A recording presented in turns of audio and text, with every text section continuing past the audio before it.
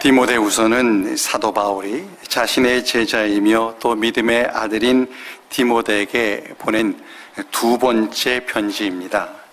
당시 디모데는 에베소 교회를 목회하고 있었고 사도 바울은 로마 옥에 갇혀서 순교당할 것을 예감하고 있었습니다. 실제로 디모데후서가 바울의 서신 가운데 마지막 서신입니다. 바울은 디모데가 좋은 목회자가 되도록 편지를 보내서 가르쳤고 또다시 편지를 보내서 디모데가 목회를 잘할 수 있도록 도왔습니다. 당시 상황은 믿는 자들에 대한 로마 황제의 박해가 더욱 점점 더 심해지고 있었습니다. 로마의 황제 네로는 자신이 로마에 불을 질러놓고 그것을 예수 믿는 자들에게 뒤집어 씌웠습니다. 그리고 그것을 핑계로 예수 믿는 자들을 핍박했고 사도 바울도 로마 옥에 갇혀서 목숨이 위태로운 상태였습니다. 디모데가 목회하는 에베소에도 핍박으로 인해서 성도들 가운데는 배교하는 자들이 생기고 있었습니다. 디모데가 목회하던 이 에베소는 당시에 소아시아에서 가장 큰 항구 도시입니다. 아시아로 들어오는 대부분의 배들이 이 에베소로 들어오기 때문에 에베소는 상업이 발달했고 또 여행객도 많았습니다. 그러다 보니 자연스럽게 돈 많은 사람들이 모이게 되었고 에베소가 환락의 도시가 되었습니다. 오래전에 TV에서 바이블 루트라고 하는 이 다큐멘터리를 방영한 적이 있었습니다. 그때 에베소에 남아있는 고대 유적지들을 보여주는데 옛 시가지 거리 바닥에 깔려있는 돌에 정으로 쪼아놓은 그림들이 있었습니다. 여자 얼굴, 동전, 화살표, 그리고 네모 모양이 차례대로 있었습니다. 안내자가 그 그림들에 대해서 설명하기를 여자를 원하고 돈이 있으면 이리로 오시오, 어음도 받소 라는 뜻이라고 설명을 했습니다. 공공연하게 매춘 행위를 광고할 만큼 에베소가 성적으로 타락해 있었던 것입니다. 뿐만 아니라 에베소는 마술과 주술이 성행했습니다. 사도행전 19장에 보면은 사도 바울이 에베소에 있는 두란노 서원에서 2년 동안 말씀을 가르쳤고 병자를 고치고 또 귀신을 쫓는 능력을 행했습니다. 그러자 많은 사람들이 예수를 믿었고 마술을 행하던 사람들도 예수 믿는 자들이 많았고 그들이 마술책을 스스로 가지고 와서 불살랐는데 그 책값을 계산하니 무려 은 5만이나 되었다라고 사도행전에 기록하고 있습니다. 마술과 주술이 그만큼 에베소에 성행했던 것입니다. 또 에베소는 우상 숭배가 아주 심했습니다. 에베소에 엄청나게 큰 아데미 신전이라고 하는 것이 있었습니다. 아데미는 다산의 여신인데 그 신상이 유방 12개가 있는 모양을 하고 있습니다.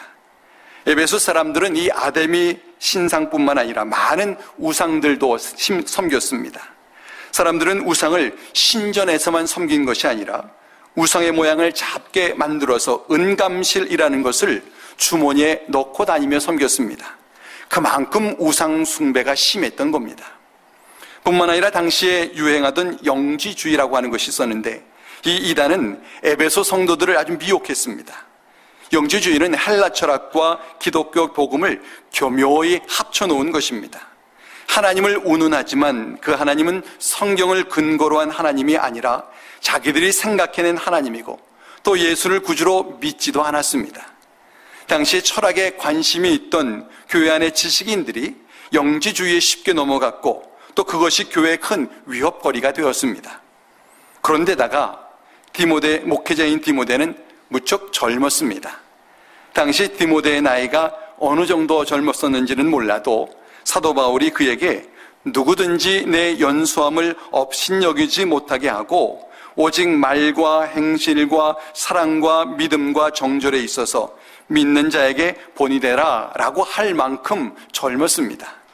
그가 젊기 때문에 말과 행실과 사랑과 믿음과 정절에 있어서 성도들에게 본이 되지 않으면은 권위가 서지 못해서 목회하기 어려웠던 것입니다. 그러니까 에베소라는 곳이 이 젊은 디모데가 목회하기에는 만만치 않은 곳이었습니다. 그래서 사도 바울은 자신이 로마 옥에 갇혀 있음에도 불구하고 디모데에게 또다시 편지를 보내서 그가 목회하는 데 있어서 목회자로서 꼭 기억해야 할 것을 당부한 것입니다. 그리고 그 편지의 마지막 장인 4장 1절에서 이렇게 기록을 합니다. 1절입니다. 하나님 앞과 살아있는 자와 죽은 자를 심판하실 그리스도 예수 앞에서 그가 나타나실 것과 그의 나라를 두고 엄히 명하노니. 사도 바울이 엄히 명한다라고 했습니다. 근데 그 말 가지고는 좀 부족했는지 하나님 앞과 살아있는 자와 죽은 자를 심판하실 그리스도 앞에서 그의 나타나실 것과 그의 나라를 두고 엄히 명한다, 이렇게 말을 했습니다. 사도 바울이 대단히 강조하며 명하고 있는 것을 느낄 수 있습니다. 유진 피터슨이라고 하는 사람이 번역한 메시지 성경이라고 하는 것이 있는데, 이 말씀에 보면은 그대에게 이 점을 아무리 강조해도 지나칠 것이 없소라고 번역을 했습니다. 사도 바울이 자신이 강조할 수 있는 이 최고의 강조를 하고 있었던 것입니다. 그렇다면 사도 바울이 도대체 무엇을 말하려고 이렇게 강조하는 것일까요? 그것에 대하여 2절에 이렇게 기록을 합니다. 너는 말씀을 전파하라. 때를 얻든지 못 얻든지 항상 힘쓰라. 범사의 오래 참음과 가르침으로 경책하며 경계하며 권하라. 이 말씀은 열심히 전도하라 라는 말씀으로 볼 수 있습니다. 저도 몇 해 전에 이 본문으로 설교할 때 그렇게 설교를 했습니다. 그러나 오늘은 조금 다른 각도에서 보려고 합니다. 디모데는 목회자입니다. 사도 바울이 목회하고 있는 디모데에게 보낸 편지가 디모데 후서입니다. 목회자는 성도들에게 말씀을 전하고 성도들이 그 말씀을 따라 살도록 안내하고 가르치는 자입니다. 그러니까 너는 말씀을 전파하라 라는 말씀이 일반 성도들에게는 믿지 않는 자에게 복음을 전하라 라는 말일 수 있지만, 목회하는 목회자에게는 성도들에게 하나님의 말씀을 잘 전하라 라는 말씀으로도 이해할 수 있습니다. 사도 바울이 범사의 오래 참음과 가르침으로 경책하며 경계하며 권하라 라고 한 것을 보면은 그 해석이 충분히 가능합니다. 오래 참고 경책과 경계와 권면으로 가르치는 것은 전도자의 일이기보다는 목회자의 일이기 때문입니다. 오래 참는다는 것은 아직 미숙한 성도에 대하여 참는 것이고, 경책한다는 것은 성도에게 잘못된 것을 알게 하여 바로 잡아주는 것이고, 경계한다는 것은 성도의 잘못을 책망하고 꾸짖는다는 것이고, 권한다는 것은 낙심한 성도를 위로한다는 것입니다. 이것은 목회자의 일입니다. 목회자는 하나님의 말씀을 전해야 하고 오래 참으면서 성도들을 가르쳐야 하고, 혹 잘못되었다면 책망하기도 하고 또 훈계하기도 해야 하고, 성도들을 낙심하지 않도록 격려하고 위로하면서 성도들의 신앙이 바르게 성장하도록 성도들을 도와야 합니다. 그렇기 때문에 목회자는 성도들을 볼 때 그가 바르게 신앙생활하고 있는가, 또 그에게 잘못된 것이 물들지는 않았는가 하는 것을 살펴볼 수밖에 없습니다. 그리고 잘못되었다면 책망하고 또 훈계해야 합니다. 제가 목회자로서 제일 하기 힘든 것이 성도를 책망하고 훈계하는 것입니다. 저뿐만 아니라 대부분의 목회자들이 그럴 것입니다. 왜냐하면 오늘날에는 목회자가 성도를 책망하면 성도가 교회를 떠나버리기 때문입니다. 오늘날에는 한 동네에도 교회가 많이 있기 때문에 무슨 일이 생기면 교회를 옮기는 것으로 그 문제를 해결하는 경향이 있습니다. 문제가 생기면 자신을 바꾸기보다는 교회를 바꾸려 하는 것입니다. 이 같은 현대교회 성도들의 생리를 경험한 목사들은 성도의 잘못에 대하여 책망하지 못하고 자꾸 다른 방법을 찾게 됩니다. 많은 분들이 오늘날 교회가 세상을 변화시키지 못하고 도리어 세상에 끌려다니고 성도들이 세상의 빛과 소금의 역할을 하지 못하는 이유는 교회가 책망과 훈계를 잃어버렸기 때문이다 라고 말을 합니다. 성도는 책망과 훈계를 들으면 교회를 떠나고, 목회자는 성도들이 교회를 떠날까봐 책망하지 못하는 것이 오늘날 교회의 현실입니다. 그것에는 저도 예외가 아닙니다.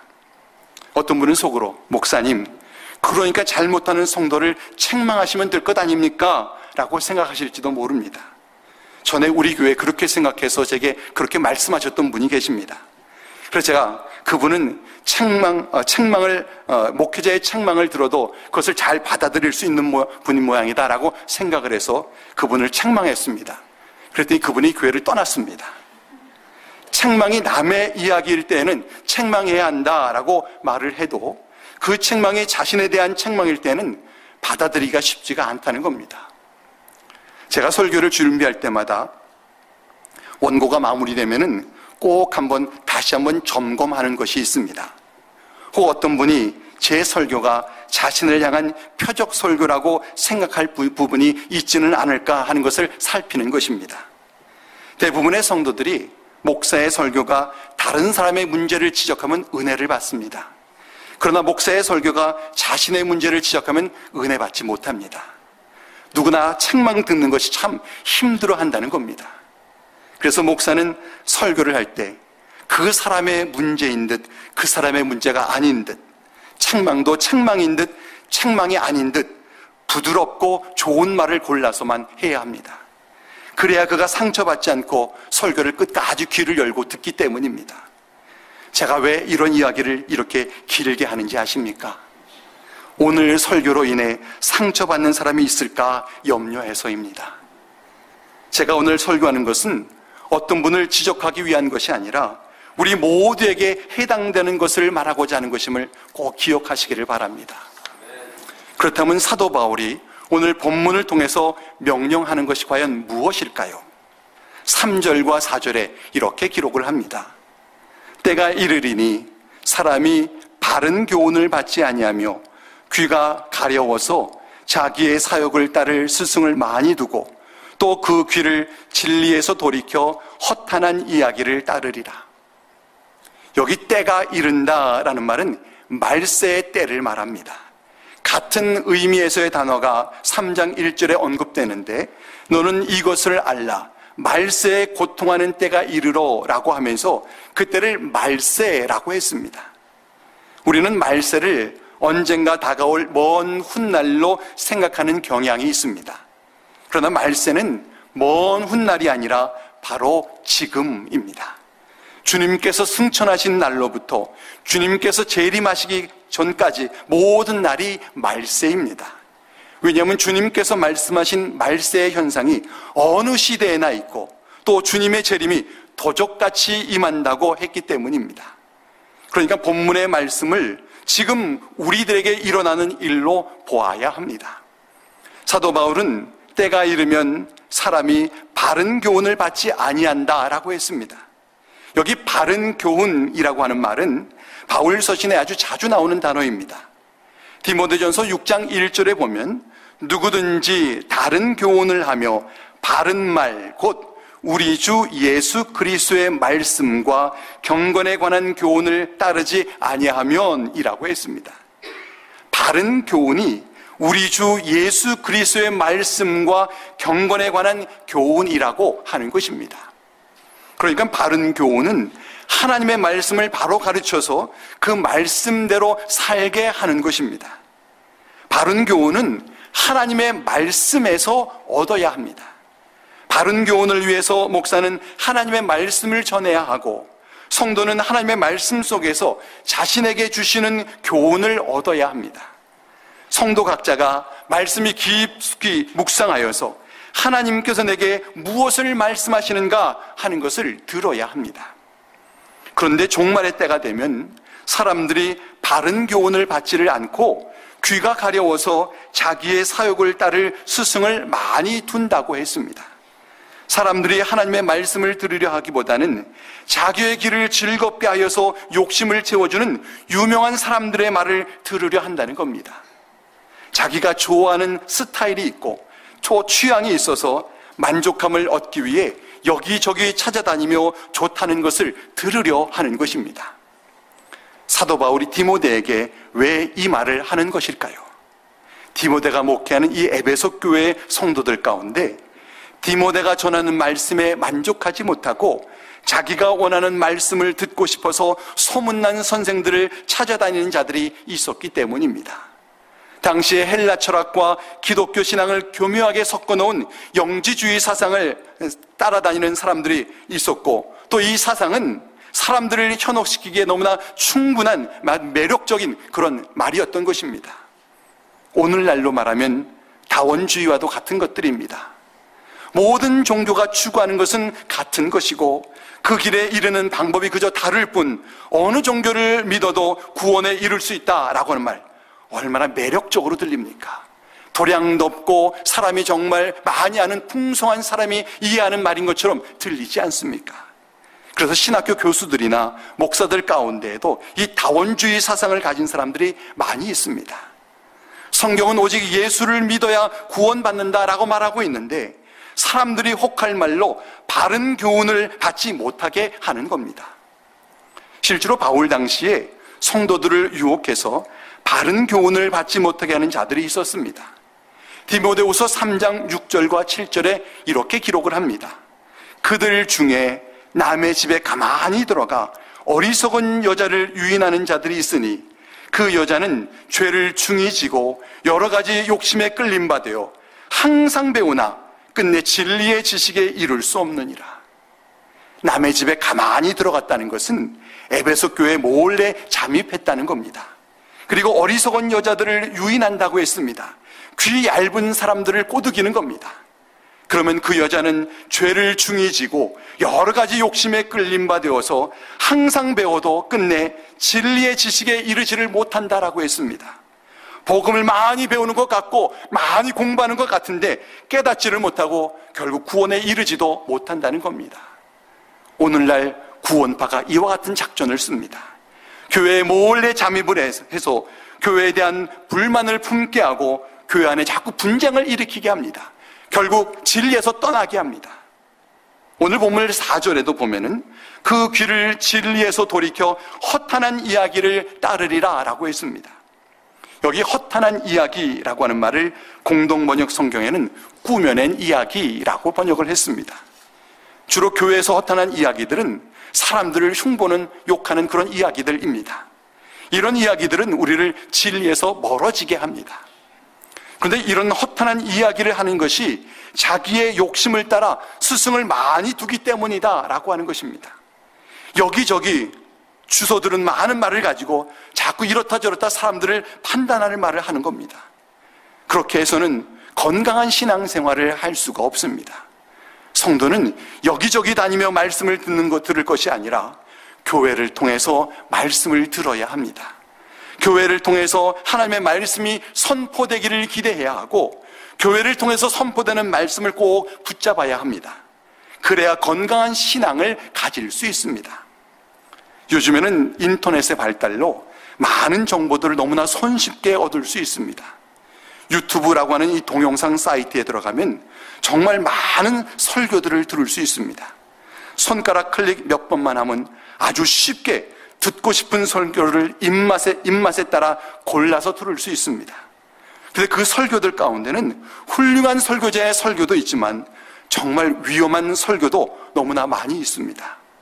문제는 누구도 그것을 감독하는 사람이 없다는 겁니다. 전혀 성경적이지 않은 설교를 올려놓아도 누구도 그 설교에 책임지지를 않고 그것이 잘못된 설교인 것을 알아도 다른 사람들은 그 설교를 없애지를 못합니다. 여러분이 유튜브를 통해서 설교 듣는 것을 조심하시기를 바랍니다. 혹 담임 목회자의 설교 외에 다른 설교를 듣기 원하신다면 신뢰할 수 있는 기독교 방송을 통해 나오는 설교를 들으시기를 바랍니다. 그런 방송으로 나오는 설교는 감독하는 사람이 있기 때문에 잘못된 설교가 나오는 일이 적고 혹 잘못된 설교가 나왔어도 출처가 분명하기 때문에 고칠 수 있는 근거가 있습니다. 제가 여러 해 전에 남가주에만 나오는 TV 방송에서 하나님의 교회라는 데에서 내보내는 방송을 보았습니다. 이 하나님의 교회는 안상홍이라고 하는 사람을 하나님이라고 주장하는 사이비 종교입니다. 누가 봐도 전혀 성경적이지 않은 설교가 아주 그럴싸한 한 아나운서의 목소리로 몇 달 동안 TV에서 나왔습니다. 분명히 그 방송을 내보낸 그 방송국에도 예수 믿는 사람들이 많이 있을 텐데 그들이 많은 돈을 내니까 어쩔 수 없이 그런 방송을 내보내는 겁니다. 그러니 방송으로 나오는 설교도 조심해야 합니다. 설교는 듣는 것으로 끝나는 것이 결코 아닙니다. 설교가 목회자의 목회를 통해서 실천되고 또 보충되고 공동체 속에서 봉사와 사랑으로 이어져야 합니다. 그래야 그 설교가 나의 것이 되고 내 삶을 변화시킬 수 있습니다. 만일 목회자 없이 설교만 듣는다면 머리만 커지는 기형적인 신앙인이 될 수 있습니다. 그렇기 때문에 설교는 반드시 목회자를 통한 교회 생활과 병행이 되어야 합니다. 그래서 사도 바울은 어디를 가든 복음을 전해서 믿는 자들이 생기면 저들을 모아 교회 공동체를 만들고 거기에 목회자를 세우고 목회자를 통해서 교회 공동체 속에서 설교를 듣게 했습니다. 말씀을 함께 들은 성도들이 함께 삶을 통해서 말씀을 실천하게 한 것입니다. 이처럼 성도들에게 필요한 것은 설교가 아니라 목회와 함께한 설교입니다. 설교는 목회의 한 부분입니다. 그렇기 때문에 설교는 교회를 통해서 들어야 하고 교회를 통해서 주신 말씀이 공동체 속에서 실습이 되어야 합니다. 어떤 분은 교회에 나오지 않고 방송으로 설교를 듣고 신앙생활한다라고 생각하기도 합니다.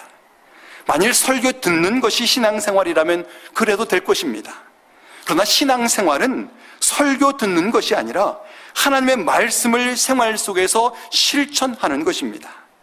하나님을 예배하고 찬양하고 훈련받고 봉사하고 성도들과 사랑을 나누고 성도들과 함께 기도하고 서로의 기쁨과 아픔을 나누면서 하나님의 가족된 이 공동체를 이루는 것입니다. 그래서 집에서 설교만 듣는 것은 신앙생활이라고 말할 수 없습니다. 설교뿐만 아니라 성경 공부도 마찬가지입니다. 성경 공부도 목회의 한 부분입니다. 목회자와 함께 성경을 공부하고 그것을 자신의 삶과 교회 공동체 안에서 실천해야 합니다. 한국 교회가 전통적으로 교회 밖에서 성경 공부하는 것을 허락하지를 않습니다. 어떤 분은 성경 공부하는 것인데 왜 허락하지 않나? 혹 교인을 잃을까 봐 그러는 것인가? 라고 생각하실지도 모릅니다. 그러나 그런 것이 아닙니다. 교회 밖에 성경 공부를 허락하지 않는 이유는 크게 두 가지입니다. 하나는 어떤 내용을 어떤 사람이 가르치는지 감독할 사람이 없다는 것이고, 다른 하나는 성경 공부가 교회 생활로 이어지지를 못한다는 겁니다. 저희 교회에도 밖에서 성경 공부하시다가 성경에 근거하지 않은 것을 가르치자 혼란스러워서 제게 물어오신 분이 계셨습니다. 이런 일들은 비일비재합니다. 성경 공부는 지식을 위한 것이 아니라 신앙생활을 위한 것입니다. 신앙생활로 이어지지 않는 성경 공부는 다른 사람을 판단하는 잣대가 될 수 있습니다. 만일 성경 공부를 인도하는 사람이 정말 바른 신앙을 가진 사람이라면 교회 안에서 성경 공부를 인도할 것입니다. 그래야 그것이 공부하는 사람들의 신앙이 도움이 될 뿐만 아니라 책임 있는 인도가 될 수 있기 때문입니다. 그래서 성경을 전문으로 가르치는 신학교에서도 그 배우는 사람들을 위해서 교회와 연락을 합니다. 신학을 배우는 사람이 교회 생활을 바르게 하고 있는가 하는 것을 확인하고 배운 것을 교회에서 실습하고 있는가 하는 것을 목회자에게서 확인받아 오게 합니다. 신학교가 이같이 하는 이유는 성경 공부가 교회와 연결되어야만 바른 신앙을 가지게 할 수 있기 때문입니다. 지난 2000년 동안 기독교는 교회를 통해서 이어져 왔습니다. 성도들이 교회 안에 있었기 때문에 많은 핍박 가운데서도 기독교의 신앙이 이어질 수 있었고, 하나님의 말씀이 교회에서 가르쳤기 때문에 하나님의 사람들을 계속해서 길러낼 수 있었습니다. 그러나 교회 밖에 있었던 신앙 운동들은 아무리 대단한 운동도 한 세기를 넘기지를 못하고 다 사라졌습니다. 하나님께서는 교회를 통해 복음이 전파되게 하시고 교회를 통해서 하나님의 사람들이 이어지게 하신 것입니다. 사도 바울은 본문 5절에 이렇게 권면을 합니다. 그러나 너는 모든 일에 신중하여 고난을 받으며 전도자의 일을 하며 내 직무를 다하라. 디모데의 직무는 성도들로 하여금 바른 교훈을 받게 하는 것입니다. 성도들이 자기의 사역을 따라 많은 스승을 두지 않고 허탄한 이야기를 따르지 않도록 저들을 하나님의 말씀으로 가르치며 인도하는 것입니다. 이 일을 위해서 하나님께서 에베소 교회를 세우셨고 디모데를 그 교회의 목회자로 세우셨습니다. 저는 성도가 교회 중심의 신앙생활을 해야만 바른 신앙을 가질 수 있다고 분명히 믿습니다. 교회를 통해 배우고 교회를 통해 훈련받고 교회를 통해 섬기며 교회의 일꾼이 될 때에 신앙이 바르게 성장할 수 있고 교회를 통해서 성도들과 함께 교제하며 사랑을 나눌 때에 건강한 신앙인이 될 수 있습니다. 그러므로 여러분이 반드시 교회 중심의 신앙생활을 하시기를 간절히 바랍니다. 사람은 이미 죄에 물들어 있는 존재이기 때문에 혼자의 힘으로는 절대로 바른 신앙생활을 할 수가 없습니다. 교회의 가르침과 훈련과 성도들의 도움으로 바른 신앙생활을 할 수 있습니다. 교회를 통해 예배드리고 교회를 통해 설교를 듣고 교회를 통해 성경 공부를 하고 교회 중심의 신앙생활을 하여서 영적으로 바르게 건강하게 성장해가는 우리 모두가 되기를 주의 이름으로 간절히 축원합니다. 기도하겠습니다. 살아계신 하나님 아버지, 말씀으로 교훈해 주셔서 감사합니다. 우리가 교회 중심의 신앙생활을 하는 자가 되기를 원합니다. 교회를 통해 예배드리고 교회를 통해 말씀을 듣고 교회를 통해 말씀을 공부하고 교회를 통해 훈련받고 교회를 통해 봉사하며 교회를 통해 성도들과 교제함으로 건강하고 바른 신앙생활을 하게 하옵소서. 그래서 어떤 세상 풍조나 악한 영의 미혹에도 넘어가지 않고 믿음 위에 굳건히 서는 우리 모두가 되게 하옵소서. 예수님의 이름으로 간절히 기도하옵나이다. 아멘.